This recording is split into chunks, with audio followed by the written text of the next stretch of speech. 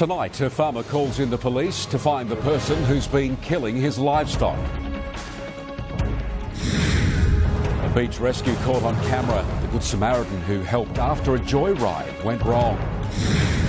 And the WA country footy team that's dominating the sport with a record number of AFL exports. Live across Western Australia, GWN7 News with Noel Brunning. Good evening. First tonight, a Noangrup farmer has called in police after 10 of his lambs were shot and butchered on his farm over the last month. They'd been killed in the paddock and carefully skinned before the meat was removed. Noangrup farmer Kevin Wise has a mystery on his hands. Someone has been slaughtering his lambs. What shocks me is that they've slaughtered the animals in the paddock.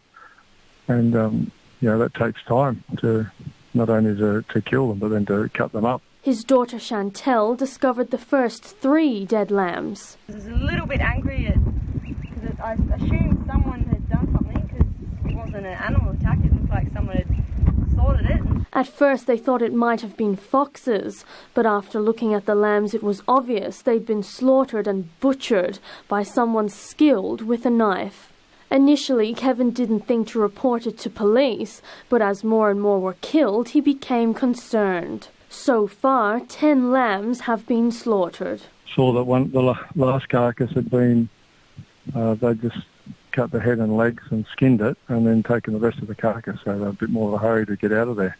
And last Friday, Chantel heard gunshots. It wasn't until Monday when I found more carcasses that I put the 2 and 2 together that they could have been shooting the sheep. Noangrup Police Sergeant Tracy Kewen told GWN7 News police have never seen anything like this before. Laura Thomas, GWN7 News. The last person to speak to missing teenager Hayley Dodd took the stand in Perth Supreme Court today. Margaret Johnson was giving evidence in the trial of Francis Walk, who's accused of murdering Hayley. 18 years on and the pain is still raw. Missing teenager Hayley Dodd's mother Margaret today hugs the woman believed to be the last person who spoke to the 17-year-old. I still get upset about it because I was the last person to talk to her. Hayley Dodd disappeared near Badgingarra in 1999. Her body has never been found.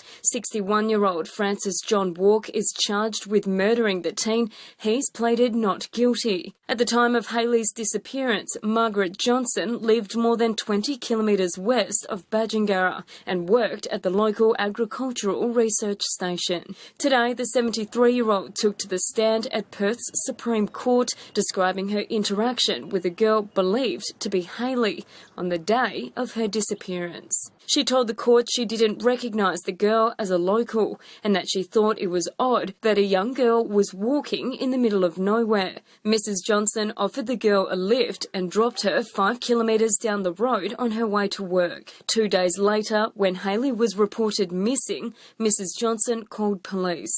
Distraught at the realisation it was the girl she'd given a lift to. I wished I'd known where she was going. I would have taken her. Yeah. But anyway, that's history now. Yeah. Today was day 4 of a 7-week-long judge-only trial, a long wait for Hayley's family and the community. They just want to know the result too. Yeah, we all do. Emily Evans, GWN 7 News. A group of men have had a lucky escape after their 4-wheel drive rolled on the beach. The whole ordeal was caught on camera by a Good Samaritan who turned up in time to help. Idiot. A joyride gone horribly wrong. 4 men are lucky to escape unscathed after their 4-wheel drive ute rolled on a beach in Cape Le Grand, east of Esperance. I've come around the corner. Behind them, I've found that there's cars on its side and 4 blokes are basically with a smashed up highlight. It happened yesterday morning, the whole ordeal caught on dash cam. The 4 men were driving along the beach when they came unstuck, rolling the vehicle onto its side. Local man Kip Benny was not far behind and stopped to help. The driver was a little bit distraught, but I think most of them are probably just thankful that they unhurt for what they've been through.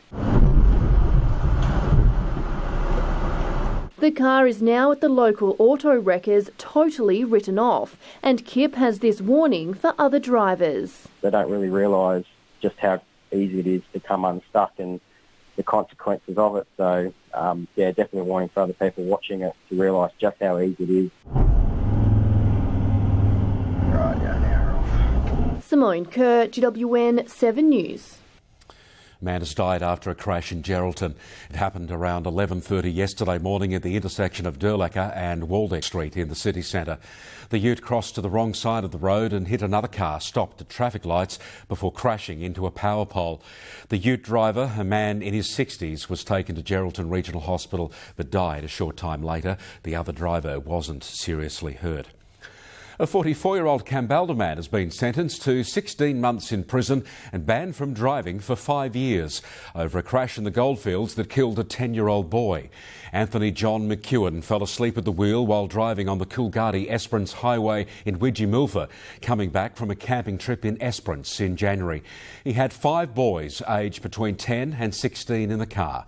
His four-wheel drive crossed onto the wrong side of the road, hit a floodway and rolled. 10-year-old Kambalda boy Cody Johns suffered a fatal head injury and died at the scene. McEwen pleaded guilty to dangerous driving causing death and was sentenced when he appeared before the Kalgoorlie District Court today. Cody's sister told GWN7 News the family is angry over the sentence and feels justice hasn't been done. Pictures of a buff kangaroo have been doing the rounds on social media, causing quite a stir. A WA bushwalker and his dog stumbled across the ripped roo, bathing in a creek. This is one roo you don't want to mess with.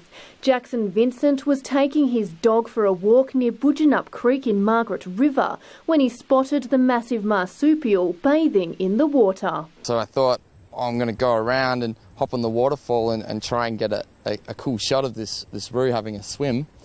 And that's when he came out of the water and revealed himself as the monster kangaroo, yeah. It happened on the family's southwest property, and Jackson says they've never seen a kangaroo quite like this one. My heart just jumped, and I thought, wow, he's a big boy, and I better take a few cautious steps back here. Experts say kangaroos enter the water to protect themselves from predators, and it's likely the roo was preparing to defend itself against Jackson's dog, Dharma. In most cases, the dogs or the dingoes won't pursue them into the water, but also if the dogs or the dingoes do pursue them into the water, then the kangaroo has kind of levelled the playing field. My dog, the silly as she is, she didn't seem to think that this guy was much of a threat and had a big smile and was just really curious. Wildlife biologist Dr. Bill Bateman says it's common to see male western grey kangaroos reach this size. Male is standing upright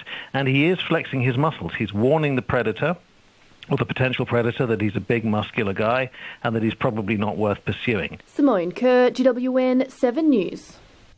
There were dramatic scenes in Jalarup this afternoon when a burn-off set trees on fire. This tree went up in flames in just seconds close to the fence line and road. Emergency crews went to the scene but were told the blaze was under control and left a short time later. Today's weather and a warm end to the working week, Shauna. Noel, and for the second day in a row, the nation's hottest place this month has been right here in WA. Temperatures well up through the Kimberley with a surface trough sitting through over these northern parts here of WA, while the deepening west coast trough has kept it warm with plenty of sunshine through the south today. West Roebuck, again, our hot spot, 43 degrees. Got to that 38 there in Derby. The Pilbara coastline certainly has been cooler, 33 in Karratha, but reaching that 40 in Marble Bar. Look, another blustery day down that west coast. Carnarvon reached 25, a top of 29 for Geraldton. Easterlies right across the goldfields today. Kalgoorlie got to that 31. Winds easing and warm south, 29 in Bunbury, 23 in Albany. Our coldest spot overnight was again well east, -1 at Ayr. 21 today there for Esperance and 32 warm for Southern Cross. Rainfall south, just a handful of traces till 9 a.m, but a little more widespread north. We had 42 millimetres at Yeeda. And a couple of inland reports today, 4 millimetres at Dalwallinu in the Wheatbelt, but for most it was clear skies. Now a big thank you tonight to Tom and Zane from South Newman Primary at Treendale Primary, thanks to Science Club students. And say hello to our weather watchers, Autumn, Dion and Liam from Allendale Primary. Good job. Your weekend forecast is coming up. Thanks, Shauna. A group of motorists set for the adventure of a lifetime, all for a good cause. Plus, not your average 17-year-old, the teen shining a light on mental health through theatre. A teenager in our Great Southern has written and directed his own play for Mental Health Week, and it's all about teenagers. The actors rehearsed for 6 months ahead of last night's premiere in Albany.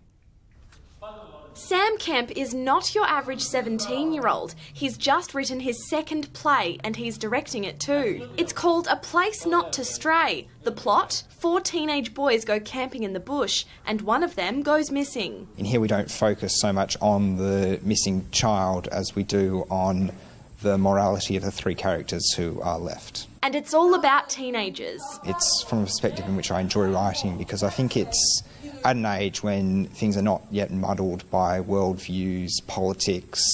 Ben Edwards is 16 years old. It's his first time performing in a public play and he's got one of the lead roles. It's just something new, mainly to build my confidence up, and I actually don't mind being someone else. Ethan Harvey is also 16. He says acting is a great outlet. Basically, it feels both free but not intimidating at the same time. It's been put on by Albany group Southern Edge Arts, who received around $9,500 from royalties for regions to produce the play. We've chosen to do our youth devised performances and our youth devised performance season during Mental Health Week to really raise awareness of how we believe that the arts contributes positively towards mental health. It's an outlet for my opinions, my views, for stuff that's running around inside my head. They've been rehearsing since March. Last night was the opening night. It's on again tomorrow night at 6 p.m. and then in Denmark on November the 2nd. Stephanie Garnett, GWN7 News.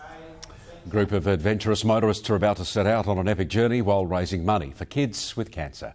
Among them, Bunbury men Chris Macri and Darren Kenny, whose colourful Combi will be one of 25 vehicles taking part in a 2,000-kilometre trek from Armidale to Northam via Esperance. The week-long trip will raise $200,000 for Camp Quality, which runs support programs for children battling cancer and their families. Looking forward to 12 months' worth of fundraising, and this is the highlight for all of us to get together. Time to take a look at our commodities. Here's Tracy Vaughan from Plumgrove. WA wheat prices have been falling as the Australian dollar appreciated and the US futures markets fell over the course of the week. Rains on the east coast of Australia have also added pressure to our local pricing as marketers' confidence grows in regards to wheat production nationwide. The price pressure in US wheat futures markets over the week has come from the fact that they were too expensive to get export business on compared to other origins. At the current weaker levels, the US have been somewhat successful in recent tenders, which should help to put a floor in prices. Our canola price had a steady week despite the volatility between the Australian and Canadian currencies. Support came from both Canadian and European futures markets, which rallied on the back of Thursday's USDA report suggesting that soybean yields were lower than expected.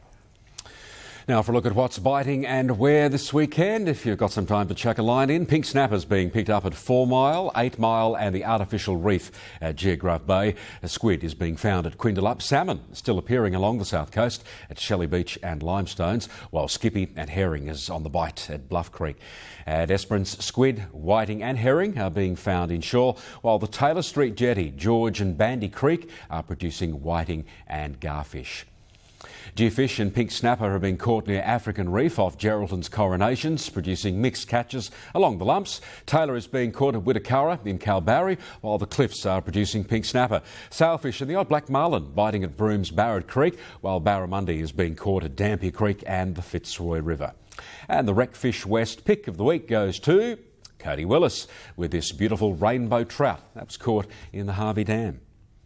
Revhead's ready for the start of Red Dirt Speedway action. That's coming up next in sport, plus the Country Footy Club that dominates them all, producing a record number of AFL stars.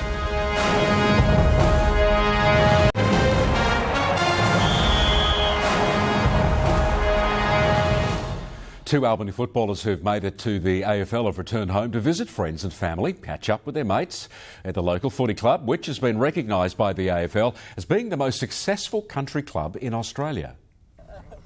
Declan Mountford and Darcy Cameron have been friends since they were kids. Now they're making it in the big time. Declan has signed for at least another year with North Melbourne. The 20-year-old all-rounder from Many Peaks was drafted to the AFL in 2015, but debuted at the start of this year and played 12 games. Yeah, obviously a dream come true. It's something I've aspired to my whole life, and a dream realised when I got to play and play consistently towards the back end of the year.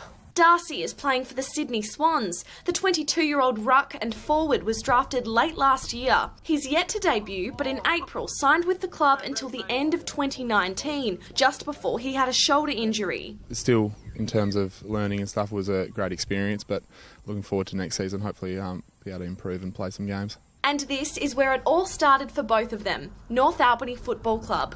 Over the last 6 years, the club has had 6 players drafted to the AFL, more than any other country club in Australia in that time. Jeremy McGovern went to the Eagles. His younger brother Mitch plays for Adelaide. Marley Williams also plays for North Melbourne, and Josh Bootsma played for Carlton. We've been pretty consistent for a number of years, and obviously you don't have that many kids drafted without having a lot of involvement from a lot of people at the club. And the future is bright for Declan and Darcy, but they say Albany will always be home. Stephanie Garnett, GWN7 News.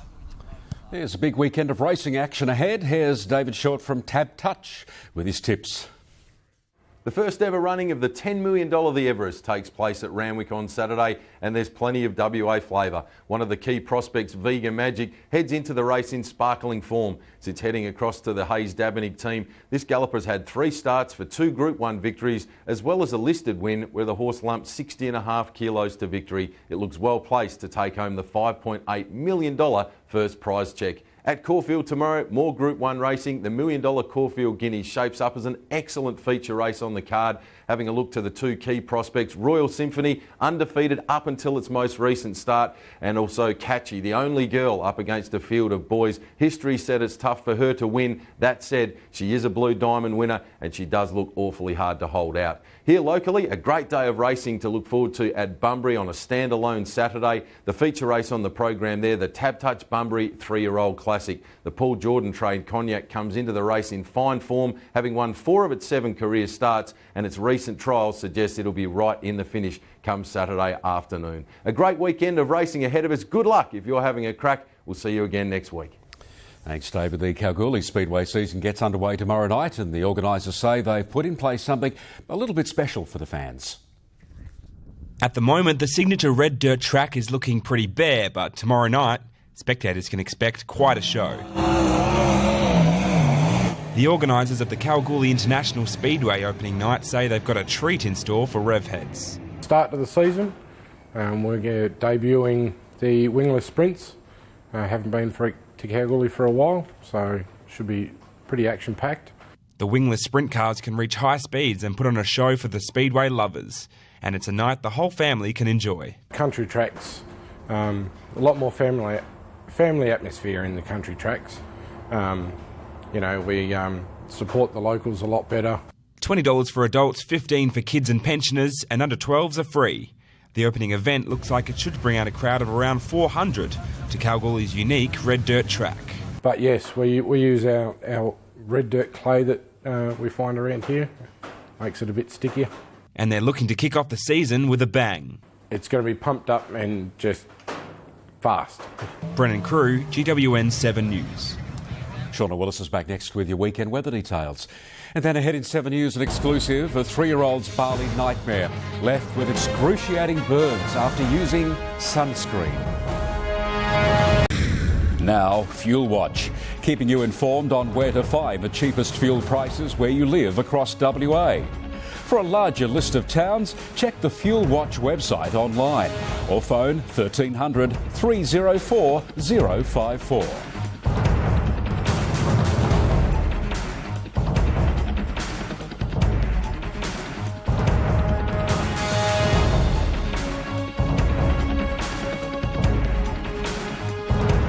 Real mix of weather for the weekend. Here's Shauna with your forecast.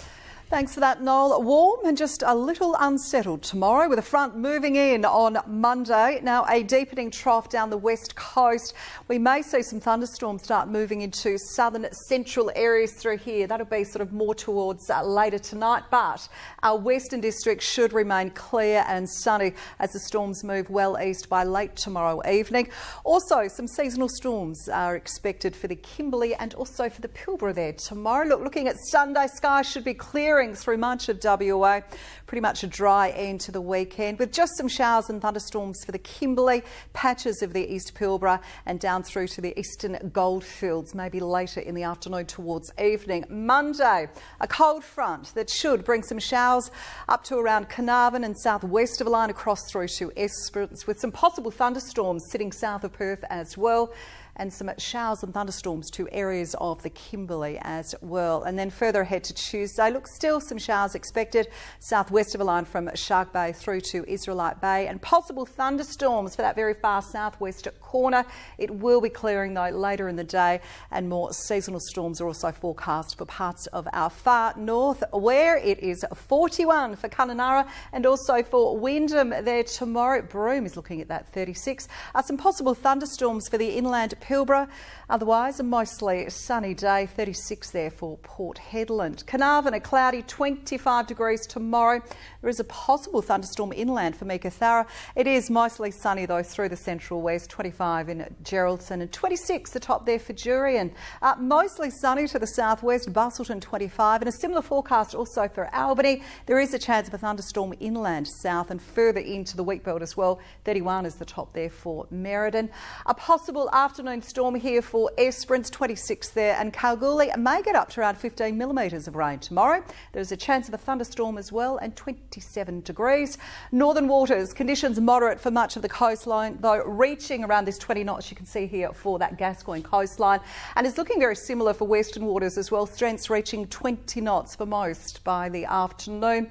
And off our southern coastline, it is east-northeasterlies to around about 20 knots for Albany. A little fresher though further east of that, up to 25. Here's the capitals. Now it's early rain and 19 for both Canberra and also that top there for Melbourne, but it is all sunshine for Perth, 31 degrees. Enjoy your weekend. Thanks, Shauna, and thank you for joining us on this Friday. That's your local news, sport and weather to now. We'll have updates for you throughout the evening. 7 News from Perth is next. Have a great weekend. Good night, Western Australia.